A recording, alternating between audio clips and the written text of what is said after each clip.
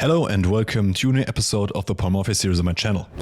In today's video we're going to take a look at the game between Paul Morphy and Alexander Meek from the year of 1857, played in New Orleans. So in this game, Morphy has the white pieces and he starts off with the move e4.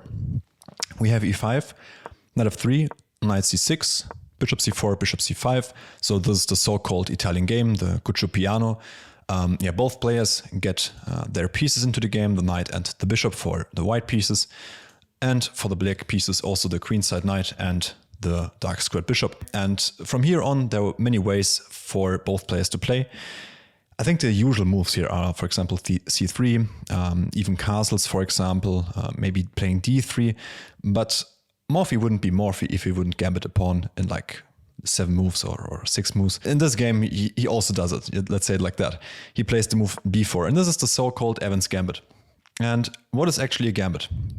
Well, in chess, there's this this idea that you can give up material in the beginning stages of the game or even later to get some development in and to get some initiative, basically. So we have bishop takes b4, as this pawn is also unprotected. And now the idea of white becomes clear. He wants to play c3, and c3 comes with an attack on the bishop. And since the bishop is of lesser value than the pawn, you sort of have to react to it if you don't want to lose material, at least. So in this game, black went for bishop a5. And here the most played move is the move d4, just striking immediately at the center. But in this game, Morphy plays a move that is 7 times less played than d4 in this case, and it's the move castles. So we have short castles by white, just getting the king to safety. Now we have knight f6 just developing, and now Morphy strikes with d4. This is the idea. You basically put a pawn in the center, just defended, that's the wrong color, defended by your own pawn. So just in case if black would take on d4, you can recapture with the pawn, which is quite nice to get this nice center here. But in this game, Meek went for a different variation. He doesn't like capture on d4, but instead he captures on e4. Morphy goes for a new move in this position that has never been played before this game and not after this game. And the move is bishop a3. And bishop a3 just controls this nice diagonal here, making it impossible for black to castle in the next move. And this is why black sort of plays d6, just to block up this diagonal and be ready to castle in the next move. And in this position, as the white player, you have some choices that you can make.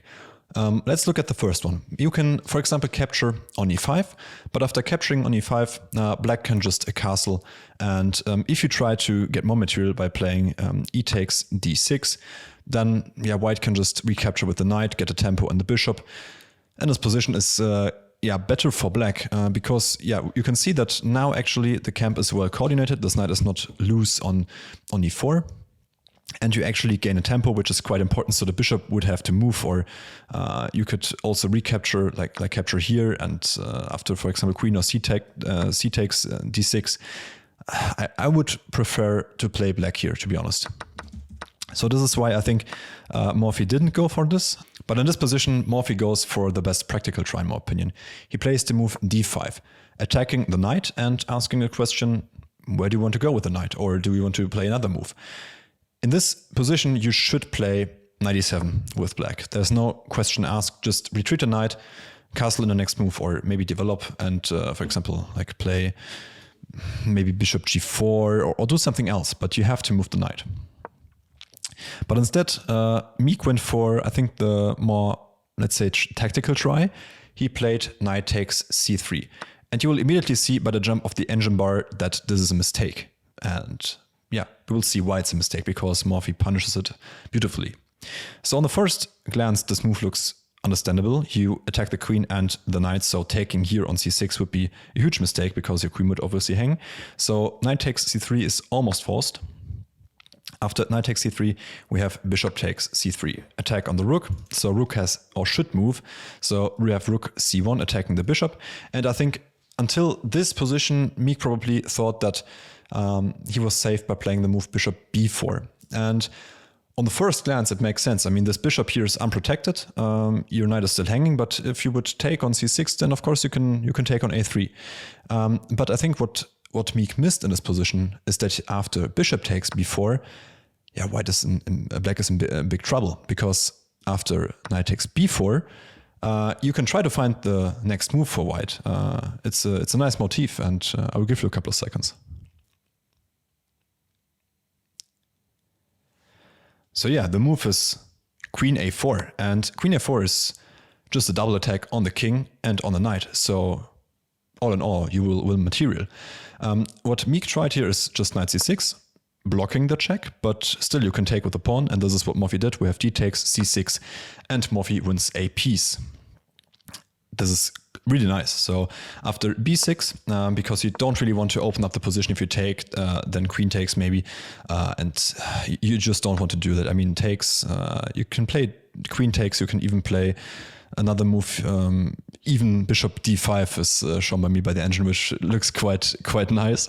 Attacking the pawn, trying to fork rook and king on the next move. This is highly dangerous. I mean, after castles, you can just get the pawn, attack the rook. For example, rook b8.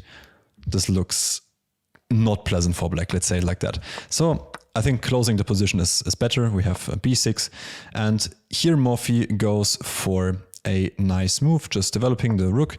We have rook c to d1, just also setting a threat by introducing this knight takes e5 idea, because for example, if black plays a neutral move, then knight takes e5 would be cool, because if you take the knight, then of course your queen hangs, and this is not playable. This is even worse than what came in the game. So knight e5 is quite sensible. Knight f3 is quite a sensible move, and this is why Meek went for queen f6, just getting the queen out of the danger. We have rook f to e1, also controlling the e file now. We have not short castles. This would also be an option, but we have first a6, introducing the threat of playing b5 maybe in the future. At the moment, it's not possible actually. Let's play a neutral move again. If you now go for this b5 idea with forking the bishop and the queen, then the bishop can capture on b5, and you can't recapture because then your rook also hangs in the corner. So this is why you have to be a bit careful about this position. But it's still good to play a move that will maybe threaten something in the future if your opponent isn't careful enough. And Morphy is really careful. I mean, he plays a move that is so prophylactic, that is amazing. He plays queen a3, just a subtle move going back and just diffusing the idea of this b5 push in the future. On the next move, black got his king to safety by playing a short castle. Morphy went for queen b3, just building a nice battery towards f7. We had b5 now attacking the bishop. So the bishop has to move. We have bishop d5. And we have bishop g4, just attacking the knight. We have the move h3, attacking the bishop. So bishop has to move again. We have bishop e6. And here you could trade the bishops, for example, with bishop takes and get into a better middle to end game, basically. But Morphy had a different idea. He played the move rook e3, just trying to activate the rook via the third rank, which is a nice motif, I have to say. And after rook e3, we had the move rook a to e8. Black does the same, is trying to activate both rooks. Maybe tries to get the queen out of the way of the f pawn. Maybe push f5 later and get some sort of counterplay. Morphy plays knight d2, and this is, I think, a really classy move, a really structured, really positional move, which I also think is really cool that Morphy isn't just known for his tactical play, like his all-out sacrificial play and all these tactical ideas. But also you can see in this game that he's also quite positionally aware, that he knows, okay, what are the best squares for my pieces? And you can clearly see that by playing knight d2, he wants to go to e4, which is quite a nice square for the knight.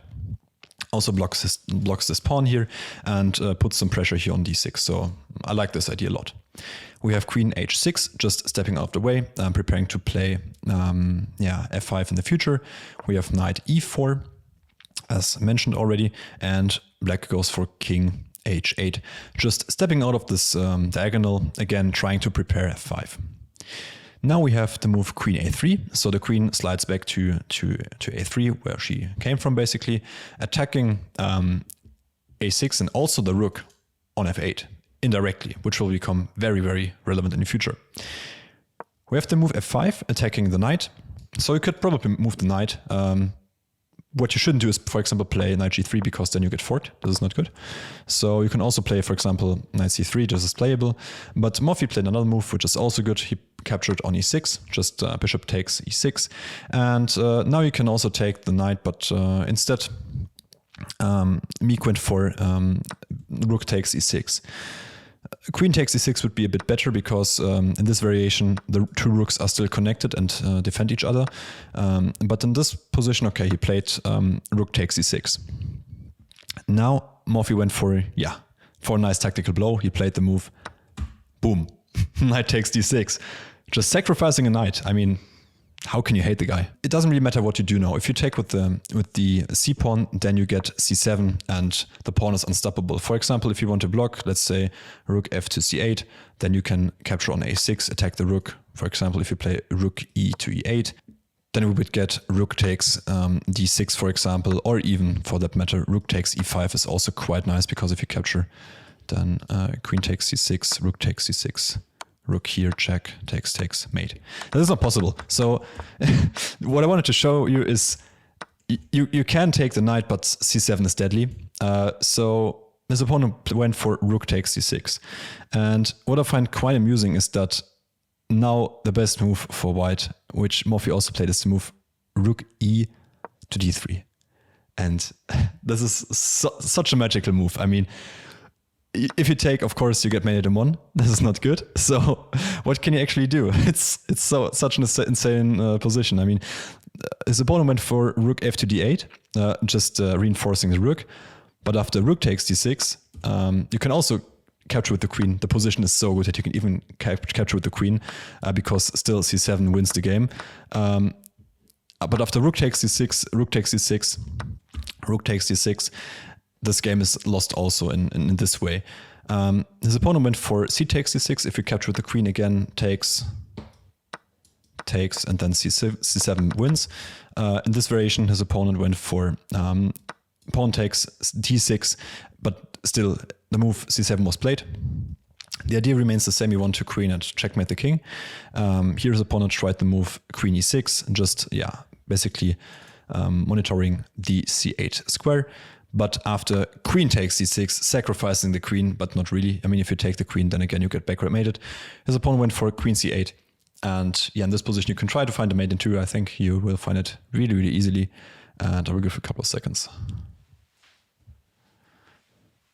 So I think this mate is really easy to see. It's just queen d8 with check. You attack both the queen and the king.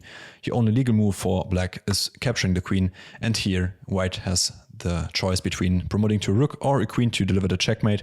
Morphy went for c takes d8, promoting to queen and checkmate. I mean, what a game. Just a nice combination between positional and tactical play, sacrificing the knight, getting really nice development, and basically also winning a piece here on move 13. I mean, a beautiful game by Paul Morphy. And if you enjoyed this video, make sure to subscribe to my channel, like this video, and share it with your friends and comment to this video. I mean, do everything that is good for the algorithm. You know the drill. And thanks a lot for watching. I will see you in the next one. Bye-bye.